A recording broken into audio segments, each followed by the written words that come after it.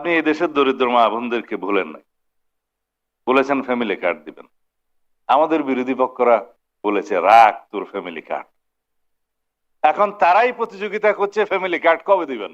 আপনি দায়িত্ব নেওয়ার আগেই যে সমস্ত প্রতিশ্রুতি দিয়েছেন, ইশতেহারে নিয়ে এসেছেন, পরিকল্পনা বলেছেন, আই হ্যাভ এ প্ল্যান, আমরা সবাই বলেছি উই হ্যাভ এ প্ল্যান।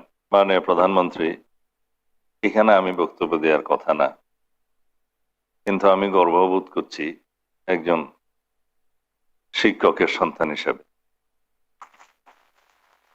আমার পিতা যদি বেঁচে থাকতেন আজকে এই অনুষ্ঠান দেখতেন। তিনি অবশ্য বেসরকারি শিক্ষক ছিলেন না, সরকারি প্রাথমিক বিদ্যালয়ের শিক্ষক ছিলেন। অবসর গ্রহণ করেছেন আমার যখন আমি হাই স্কুলে তো 150-200 টাকা পেনশন পেতেন, কিন্তু সেই 150-200 টাকার জন্য 20 মাইল দূরে উপজেলা সদরে, তখন তো থানা, যেতে হতো, আসতে হতো, বই একটা দস্তখত করতে হতো, কত টাকা দিতে হতো উপরে জানি না। সেই একটা সময় ছিল। বিএনপি প্রতিশ্রুতি দেয়, প্রতিশ্রুতি রাখে, নির্বাচনী ইশতেহার ঘোষণা করে, বাস্তবায়ন করে। 31 দফা দেয়, 32 দফা পর্যন্ত পূরণ করে। এর নাম বিএনপি। আমরা শহীদ রাষ্ট্রপতি জিয়াউর রহমানকে দেখে ছাত্র রাজনীতিতে যোগদান করেছিলাম, কারণ তিনি উৎপাদনমুখী শিক্ষা ব্যবস্থার কথা বলেছিলেন, বেকার সৃষ্টির কোনো কথা বলেননি। তিনি শিক্ষা ব্যবস্থার উন্নয়নের জন্য, উৎপাদনমুখী শিক্ষা করার জন্য এবং প্রত্যেকটি শিক্ষার্থীর হাতকে কর্মের হাতে পরিণত করার জন্য উদ্যোগ গ্রহণ করেছিলেন। কারিগরি শিক্ষা সহ সকল উদ্যোগ তার সময়ে গৃহীত হয়েছে। সাক্ষরতার হার বৃদ্ধির জন্য তিনি গণশিক্ষা শুরু করেছিলেন। বহু বছর সেই গণশিক্ষা কার্যক্রমের মধ্য দিয়ে যারা জীবনে দস্তখত শিখতে পারেননি তারা দস্তখত করে মৃত্যুবরণ করেছেন। শিক্ষার হার বেড়েছিল। আজকে আমি শিক্ষা সচিবের কাছে শুনলাম যে একজন কমপক্ষে খুব সম্ভবত 6 থেকে 7 লাখ টাকা করে এই অবসর সুবিধা পাবে, 5, 6, 7 লাখ এভাবে।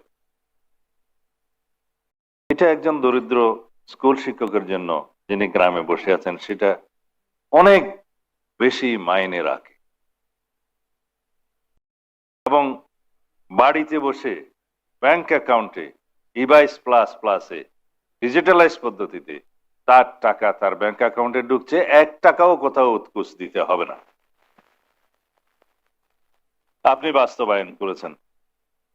অনেকে গতকালকে বলছে আগামী 2 দিন পর তো সরকারের 180 দিন পূর্ণ হবে, আপনারা কি কি বাস্তবায়ন করেছেন এগুলো দেখে যান বাস্তবায়ন।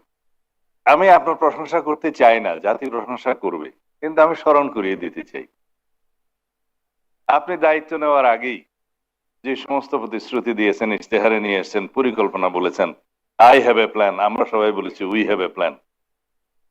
আপনি কৃষকদের কাছে কথা রেখেছেন, তাকে আপনি কৃষক কার্ড দেওয়া শুরু করেছেন, যার মাধ্যমে তার উন্নত মানের কৃষি পদ্ধতি সে অবলম্বন করতে পারবে, আবহাওয়া রিপোর্ট পাবে এবং ন্যায্য মূল্যে কৃষি উপকরণ সহ সার বীজ পাবে। সেটা আপনি আগামী 5 বছরের ভিতরে পূর্ণাঙ্গভাবে বাস্তবায়ন করবেন, আমরা বিশ্বাস করি, আশাও করি। আপনি এই দেশের দরিদ্র মা বোনদেরকে ভুলেন নাই, বলেছেন ফ্যামিলি কার্ড দিবেন। আমাদের বিরোধী পক্ষরা বলেছে রাখ তোর ফ্যামিলি কার্ড। এখন তারাই প্রতিযোগিতা করছে ফ্যামিলি কার্ড কবে দিবেন। মা বোনরা ফ্যামিলি কার্ড পেয়েছে, আপনি শুরু করেছেন। আমাদের আর্থিক সংগতির সাথে মিল রেখে ইনশাআল্লাহ আমরা পূর্ণাঙ্গভাবে আগামী 4-5 বছরের মধ্যে এদেশের সকল মা বোনদের হাতে ফ্যামিলি কার্ড পৌঁছে দেব। যাই হোক, আমি তো বাউন্ডারির বাইরে বক্তব্য দিয়ে চলছি।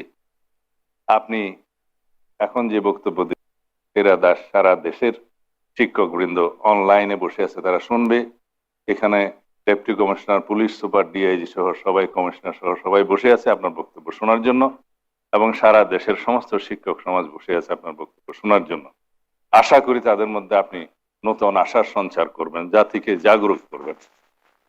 সেই হিসাবে আমরা সবাইকে নিয়ে সবার আগে বাংলাদেশ এই নীতির ভিত্তিতে এগিয়ে যাব ইনশাআল্লাহ।